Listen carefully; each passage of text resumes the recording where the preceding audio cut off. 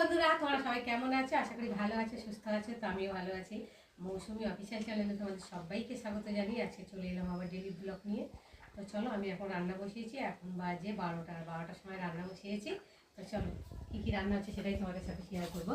ফার্স্টে দেখাই, ভাত ফুটে গেছে। এবার ভাতটা নামাবো। আর এখানে কড়া বসিয়েছি, কড়াটা ততক্ষণ গরম হোক। আর এখানটা রয়েছে দেখো ভোলা মাছ, নুন হলুদ লঙ্কা সব মাখিয়ে রেখে দিয়েছি। আর এখানে শুক্তোর জন্যে কেটে নিয়েছি বেগুন, পেঁপে, গাজর, কাঁচকলা, বেগুন এসব সমস্ত দিয়ে। আর এই যে উচ্ছে কেটে নিয়েছি। আর এই যে বড়ি, ডালের বড়ি আছে, শুক্তোয় দেবো। আর এখানে মশলা বলতে টমেটো, পেঁয়াজ কুচি, আদা বাটা, রসুন বাটা, জিরে বাটা, ধনে পাতা, কাঁচা লঙ্কা। তো চলো, কড়া গরম হয়ে গেছে। আর এখন আমি তেল দেবো।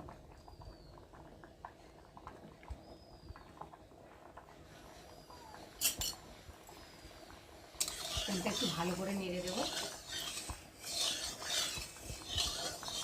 তেলটা ভালোভাবে গরম না হলে না, মাছটা দিলে মাছটা লেগে যাবে, ছিঁড়ে যাবে। তার জন্য দেখো তেলটাকে খুব কড়াভাবে গরম করে নেব, যাতে তেলের থেকে যতক্ষণ না ধোঁয়া উঠবে ততক্ষণ ভালো করে নেড়ে নেব।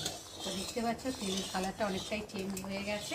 আর এখন আমি নুন হলুদ মাখিয়ে রাখা মাছগুলোকে দিয়ে একে একে ভেজে নেব। দেখো,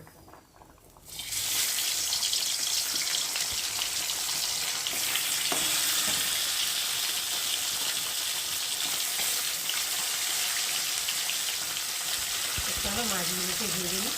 তো দেখো বন্ধুরা, মাছগুলো দু পিস করে ভালোভাবে লাল লাল করে ভেজে নিয়েছি। আর এখন আমি একে একে মাছগুলোকে তুলে নিই।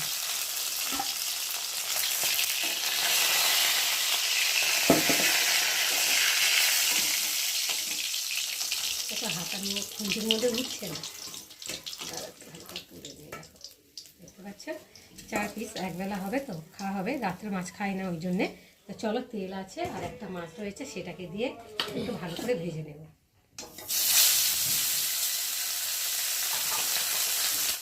তো দেখো বন্ধুরা, মাছগুলো ভেজে তুলে নিয়েছি। আর এখন কড়াতে তেল দিয়েছি, তেলটাও গরম হয়ে এসেছে। আর এখন আমি দিয়ে দেবো কুচিয়ে রাখা পেঁয়াজ।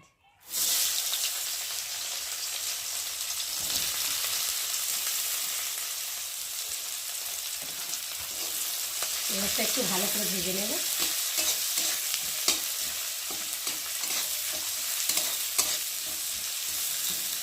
এবার দিয়ে দেবো পেঁয়াজটা একটু ছড়িয়ে রসুন বাটা।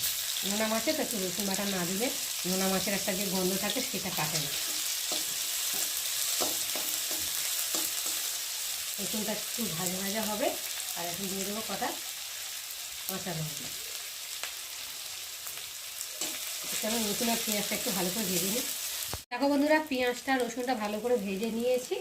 এখন দিয়ে দেবো জিরে বাটা, আর দিয়ে দেবো আদা বাটা, টমেটো কুচি, লঙ্কার গুঁড়ো, হলুদ গুঁড়ো, আর স্বাদ মতো লবণ। তারপর ভোলা মাছের ঝাল করবো। ভোলা মাছের ঝাল সর্ষে বাটা দিয়ে করলেও ভালো লাগে, তো সর্ষে বাটা দিয়ে করবো না, গ্যাস হয়। তো তার জন্যে ওই জন্য আমি এমনি আদা জিরে বাটা দিয়ে মাছের ঝালটা বানাবো।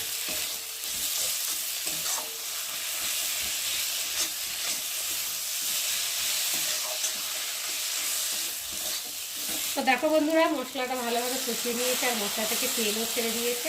আর দেখো মশলার একটা ভাজা ভাজা সুন্দর গন্ধও বেরিয়ে গেছে। আর এখন আমি একটু ভালো করে নেড়ে দেবো দিয়ে আর এখন পরিমাণ মতো জল দিয়ে দেবো। দিয়ে কড়ায় যে মশলাগুলো লেগে আছে সেইগুলো শুনতে দিয়ে নামিয়ে দিয়ে ঝোলটাকে ফুটতে সময় দেবে। তো দেখো বন্ধুরা, ঝোলটা ফুটে গেছে, ঝোলটা অনেকটাই টেনে গেছে। আর এখন এই যে ভেজে রাখা মাছগুলোকে দিয়ে ঝোলের সাথে ফুটিয়ে নেব। একটু মাছগুলোকে একটার পর একটার পিঠে একটা উঠে গেছে, তো একটু খুঁতে দিয়ে ছাড়িয়ে দিলাম। দিয়ে আর এখন উপর দিয়ে ধনে পাতা কুচি ছড়িয়ে দেব।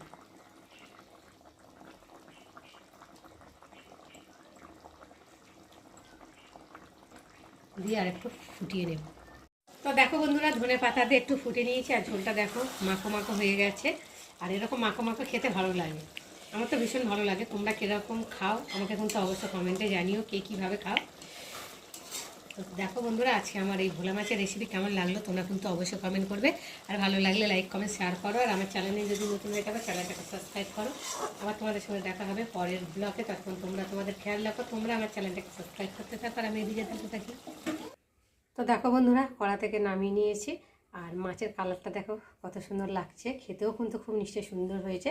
তো তোমরা যারা এরকম করে খাওনি খেয়ে দেখো, ভীষণ ভালো লাগে, টেস্টি টেস্টি লাগে খেতে। তো দেখো বন্ধুরা, রান্না সেরে চান টান করে ঠাকুর পুজো দিয়ে আর খেতে বসেছি। এখন 3টে বাজে। তো চলো আজকে কী কী রান্না হয়েছে তোমাদেরকে দেখাই। ফার্স্টে দেখাই সাদা ভাত, এখানটা আছে ভোলা মাছের ঝাল, এখানটা রয়েছে ডাল সেদ্ধ, আর রয়েছে শুক্তো, আর রয়েছে চাটনি, টক দই, আর এখানে আছে পেঁয়াজ, কাঁচা লঙ্কা, লেবু। তো গরম ভাতের সাথে কাঁচা লঙ্কা, লেবু, পেঁয়াজ থাকলে তো আর কিছুই চাই না আমি। তো যাই হোক, আজকে আমার এই রেসিপি কেমন লাগলো তোমরা কিন্তু অবশ্যই কমেন্ট করবে। আর ভালো লাগলে লাইক কমেন্ট শেয়ার করো। আমার চ্যানেলে যদি নতুন হয়ে থাকে চ্যানেলটাকে